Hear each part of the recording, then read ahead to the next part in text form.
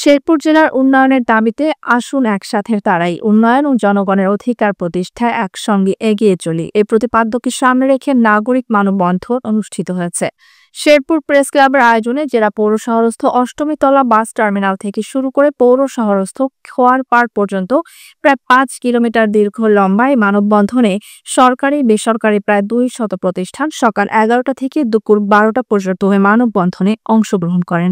Press club সভাপতি কাকুন রেজার সভাপতিত্বে এ সময় থানা মোড়ে জনসভায় বক্তব্য রাখেন জেলার সুধী, সাংবাদিক, স্কুল কলেজের শিক্ষক শিক্ষার্থী, সকল রাজনৈতিক ব্যক্তিত্ব, শ্রমজীবী মানুষ সহ সর্বস্তরের মানুষ এ মানববন্ধনে অংশগ্রহণ করেন।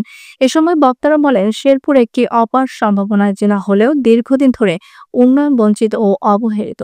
শিক্ষা, স্বাস্থ্য, কৃষি, যোগাযোগ ও পর্যটন বিকাশের ক্ষেত্রে পিছিয়ে থাকা এই জেলাকে এগিয়ে নিতে প্রয়োজন বাস্তব ভিত্তিক পদক্ষেপ ও সরকারি অগ্রাধিকার।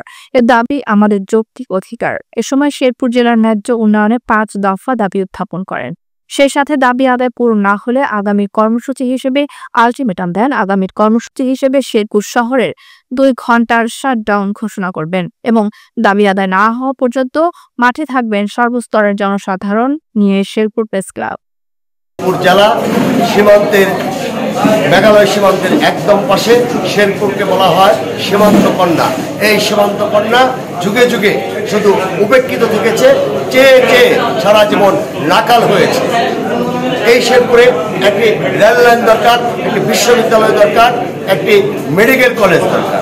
এই সমস্ত উন্নয়নের জন্য শেরপুরবাসী আজকে আবাল বৃদ্ধ বনিতা সকলেই এক কাতারে দাঁড়িয়েছে, সরকারকে বার্তা দিয়েছে শেরপুরের এই কাজগুলো করে দেওয়া হোক।